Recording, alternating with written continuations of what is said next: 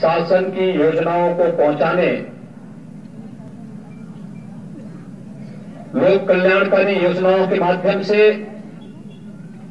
एक सामान्य गरीब के जीवन में व्यापक परिवर्तन लाने, इंफ्रास्ट्रक्चर डेवलपमेंट के माध्यम से, विकास की बड़ी बड़ी योजनाओं के माध्यम से इस देश के समग्र विकास का जो एक सुदृढ़ आधार इस देश के यशस्वी प्रधानमंत्री श्री मोदी जी के नेतृत्व में भारतीय जनता पार्टी नेतृत्व की सरकार ने रखा है, उस आधार को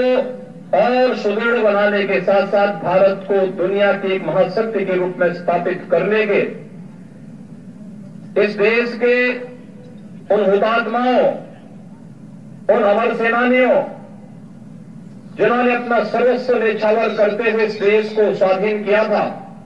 उन सपनों को साकार करने का जब वक्त आया है तो स्वाभाविक रूप से ये दारोमदार आज आप सभी मतदाता भाइयों बहनों के ऊपर आ गया है कि हम सब श्री नरेंद्र मोदी जी के नेतृत्व में एक ऐसी लोकप्रिय सरकार का गठन पुनः करें जो वास्तव में भारत की आशा और भारत की आकांक्षाओं की पूर्ति कर सके। जब लोक कल्याणकारी योजनाओं की बात आती है तो पहली बार देखने को मिल रहा है, मैं कल सुन रहा था, कांग्रेस के नेता, कांग्रेस के स्वनामधन्य अध्यक्ष श्री राहुल गांधी का मैं भाषण सुन रहा था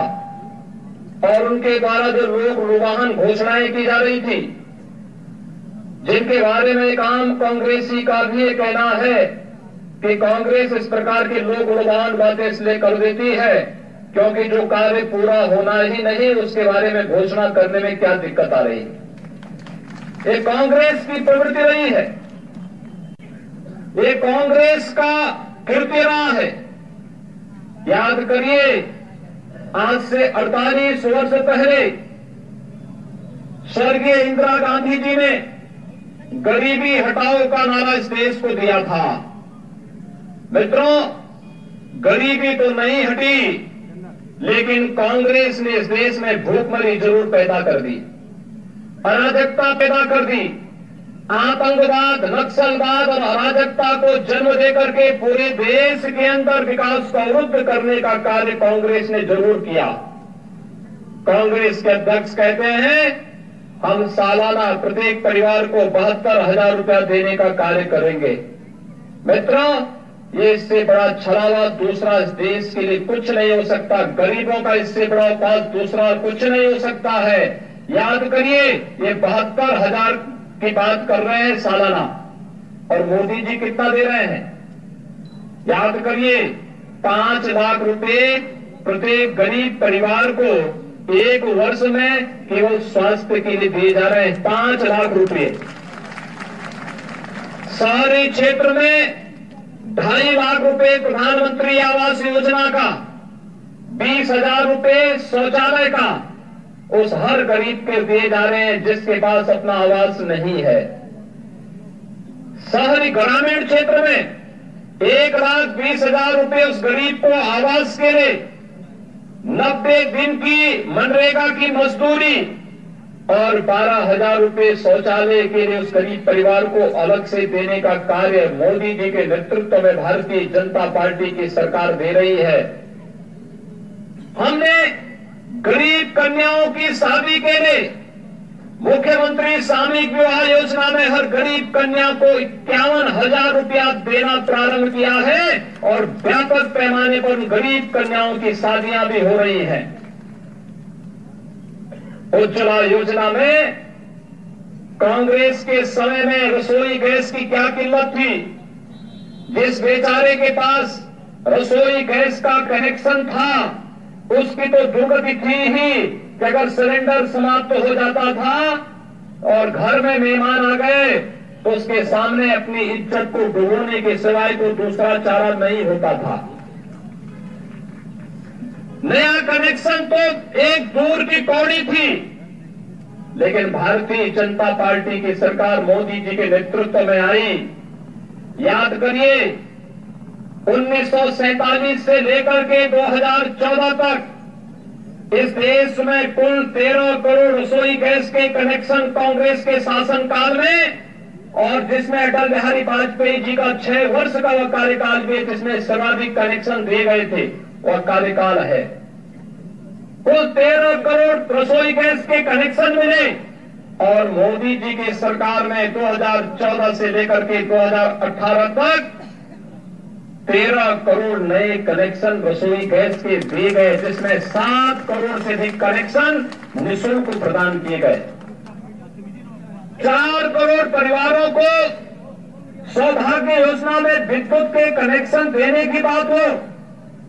या फिर करोड़ों नौजवानों को अपना रोजगार और अपना स्टार्टअप तैयार करने के लिए प्रधानमंत्री मुद्रा योजना में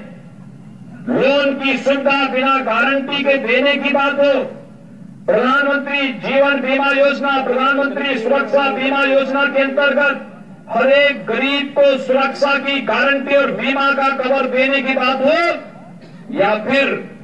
इस देश के अंदर किसानों को सालाना 6,000, लघु और सीमांत किसानों को 6,000 रुपए सालाना देने का कार्य। याद करिए कितनी पारदर्शी तरीके से पूरी कार्रवाई हुई।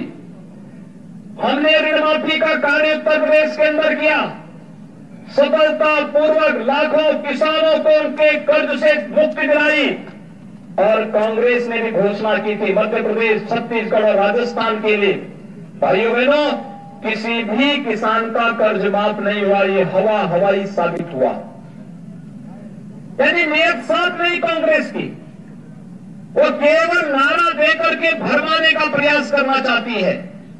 अराजकता पैदा करके आतंकवाद को महिमा मंडन करना। पास आई है भारतीय जनता पार्टी, इसलिए आपके पास आई है। तो मैंने पहले भी कहा, हमने विकास को, हमने सुशासन को और हमने राष्ट्रवाद के मुद्दों को अंगीकार करते हुए जनता के सामने जाने का निर्णय लिया है कि भारतीय जनता पार्टी ने 2013-14 में जो कहा था, भारतीय जनता पार्टी ने मोदी जी के नेतृत्व में वो करके दिखाया है, और इसलिए भारतीय जनता पार्टी पुनः आपके पास आई है कि एक ऐसी सरकार हमें चाहिए जो बिना भेदभाव के शासन की योजनाओं को गरीबों तक पहुंचा सके। कल मैं सुन रहा था, एक नेत्री का भाषण में सुन रहा था, उनके बयानों को मैं देख रहा था, और उनके बयान कितने हास्यास्पद थे। जिन्होंने प्रदेश की 21 चीनी मिलों को औने पौने दाम पर नीलाम करके बेचने का कार्य किया था,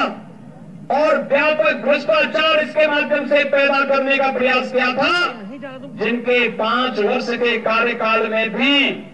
उतना गन्ना मूल्य का भुगतान नहीं हो पाया था। उससे ज्यादा हमने 58,000 करोड़ रुपए का गन्ना मूल्य का भुगतान मात्र 2 वर्ष के अंदर गन्ना किसानों का कराया है। आज लोगों को भी चर्चा गन्ने की याद आ गई, किसानों की याद आई। सबसे अच्छी बात है कि चुनाव विकास के मुद्दे की ओर जब जा रहा है, स्वाभाविक रूप से मैं इसे शुभ लक्षण मानता हूं कि लोकसभा चुनाव का एजेंडा विकास बन रहा है, और फिर तुलनात्मक अध्ययन होना चाहिए कि मोदी जी का 55 महीनों का कार्यकाल कांग्रेस सपा बसपा के 55 वर्षों के कार्यकाल के साथ तुलना कर दिया जाए तो मोदी जी का 55 महीनों का कार्यकाल भारी पड़ेगा।